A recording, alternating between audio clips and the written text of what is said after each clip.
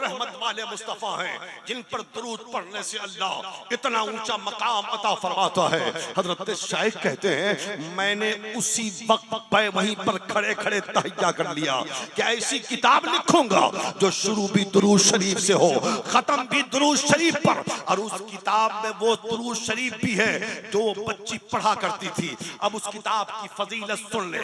सिलसिले चिश्तिया के बुजुर्ग आज भी उस किताब को वजीफे के तौर पर इस्तेमाल करते हैं।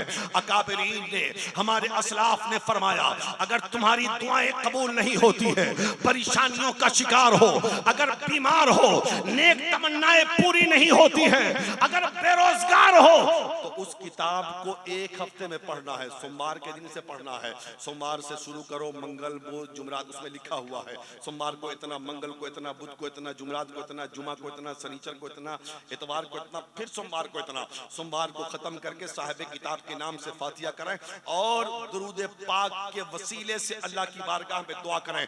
अल्लाह उन दुआओं को रद्द नहीं फरमाता है। सुभान अल्लाह, दुआओं को रद्द नहीं फरमाता है।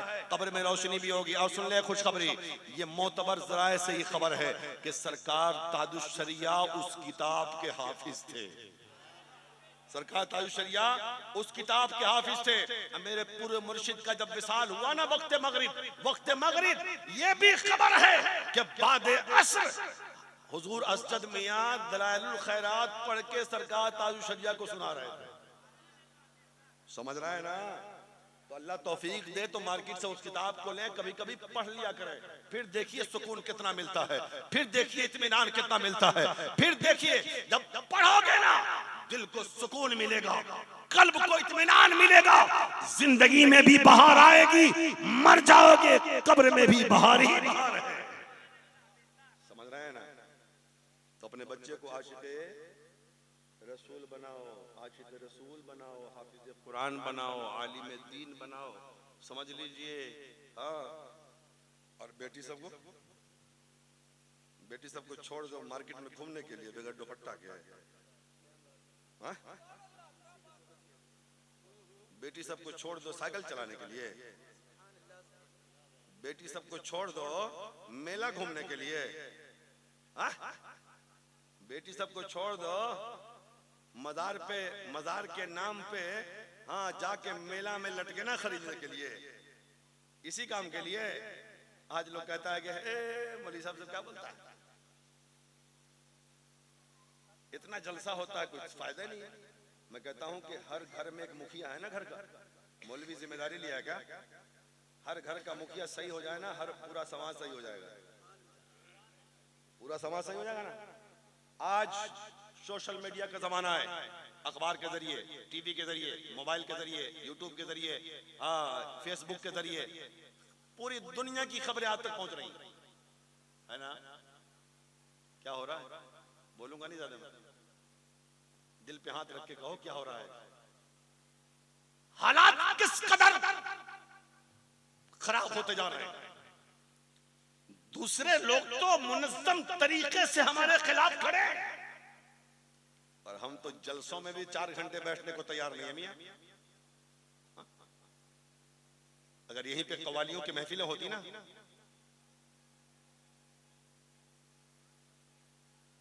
फिर ये मैदानों में नजर नहीं आते।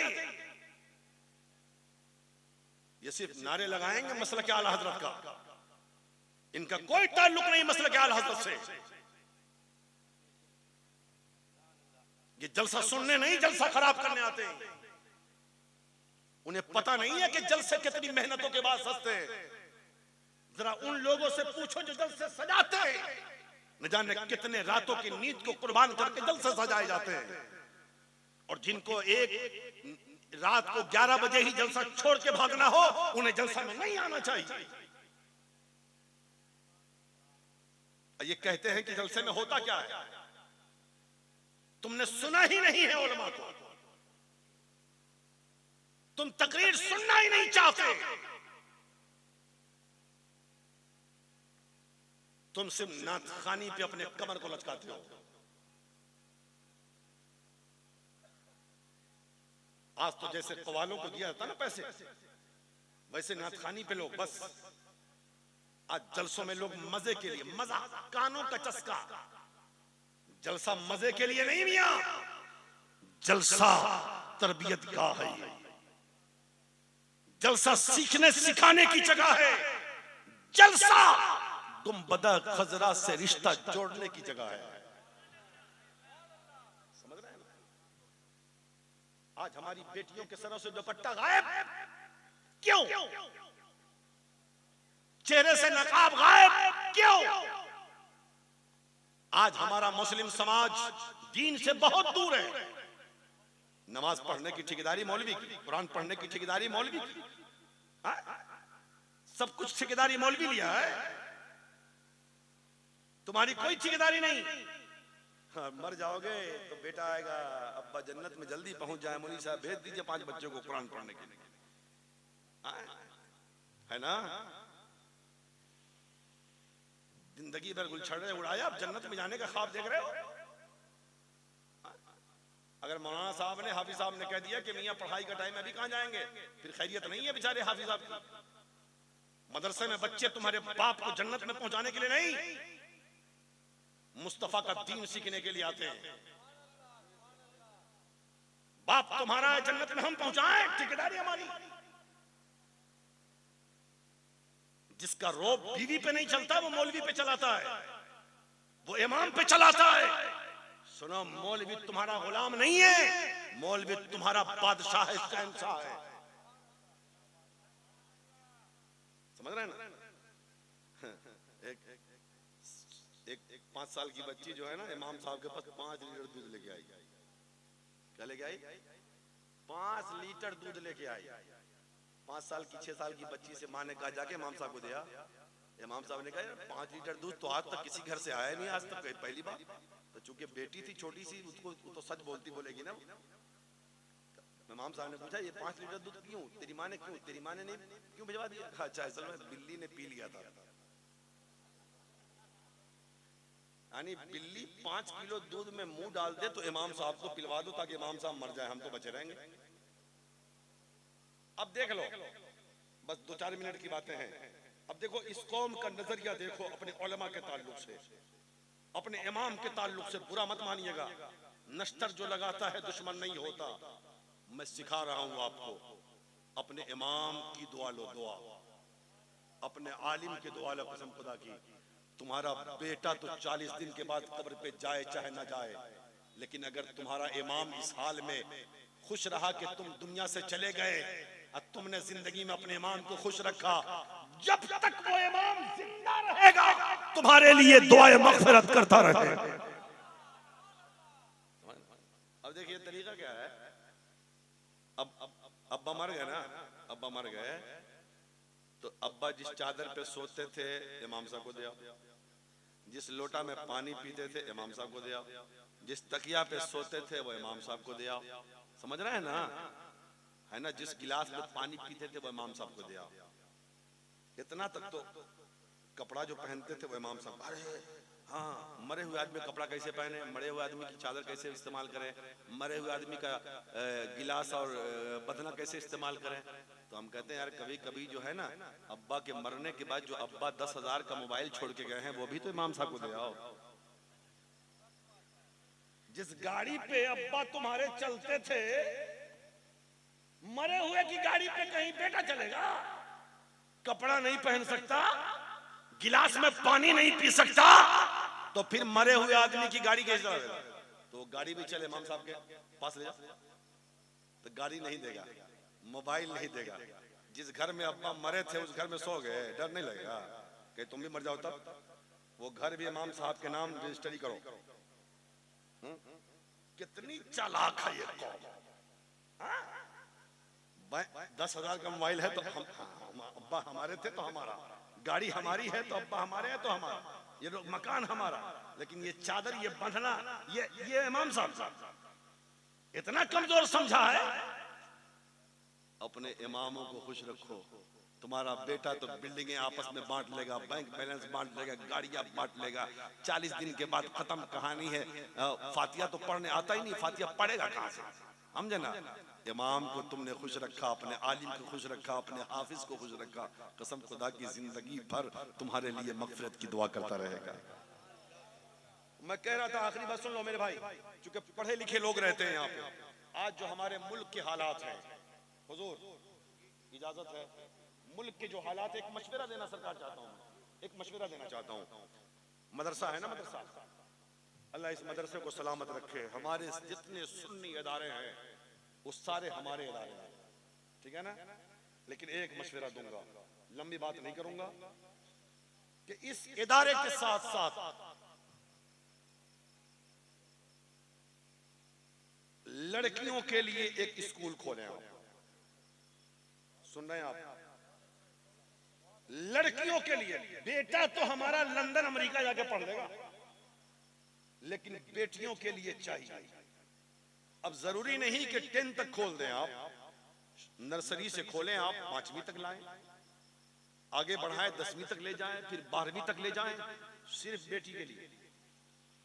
और ऐसे नहीं, वो ज़कात फितरे के पैसे से नहीं, जैसे स्कूल में फीस ली जाती है, ड्रेस लागू है, टीचर्स रखे जाते हैं, कायदे कानून के एतबार से पढ़ाई होती है, वो शामिल करे अपना निसाब, उसमें दीन भी हो, दुनिया भी हो, बेटियों के लिए।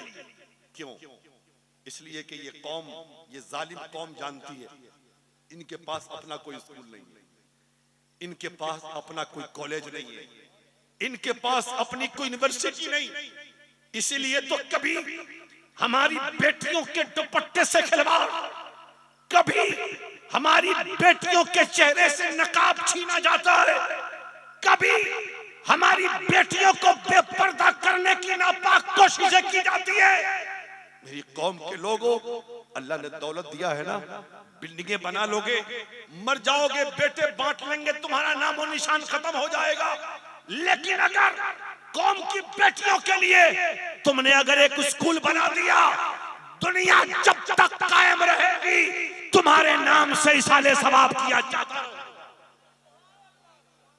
जब स्कूल हमारा होगा, बेटी हमारी होगी, तालीमी निजाम हमारा होगा, लिबास हमारा होगा, कानून हमारा होगा, तरीका हमारा होगा, तब कभी जाकर हमारी बेटियों का दुपट्टा नहीं छीना जाएगा, हमारी बेटियों के चेहरे से नकाब नहीं हटाया जाएगा।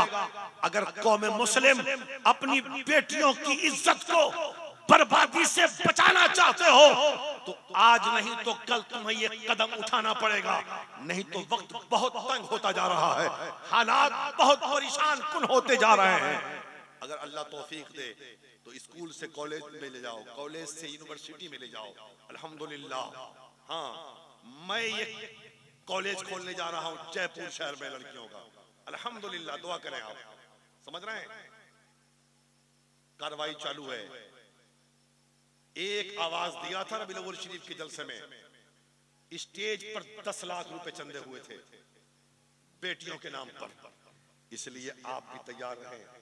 अकरम भाई से, रमजान भाई से, हाफिज असलम साहब से कहूंगा, आहिस्ता आहिस्ता, और जितने हमारे मुखियर हजरात हैं, आहिस्ता आहिस्ता मदरसे के साथ लोगों से मशवरा करके 5वीं तक का स्कूल खोलें आप, 5वीं तक का खोलें, फिर तरक्की दे 7 तक, 10 तक, 12 तक, 2 साल में, 4 साल में, 5 साल में तरक्की करेगा ना, ताकि हमारी बेटियां कम से कम मैट्रिक तक तो, 10वें तक, इंटर तक तो अपने स्कूल में पढ़ ले, पर्दे में रहकर। तरीका फायदा ये होगा, यहाँ से दीन भी सीखेंगी वो और दुनिया भी सीखेंगी वो।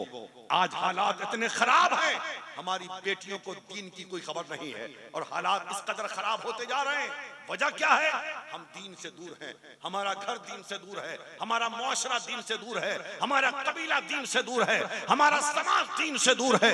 आज जरूरत इस बात की है, मुस्तफा के दीन को घर में भी लाओ, मुस्तफा के दीन को दिल में भी लाओ, तब जाके घर भी सुधरेगा, तब जाके समाज भी सुधरेगा।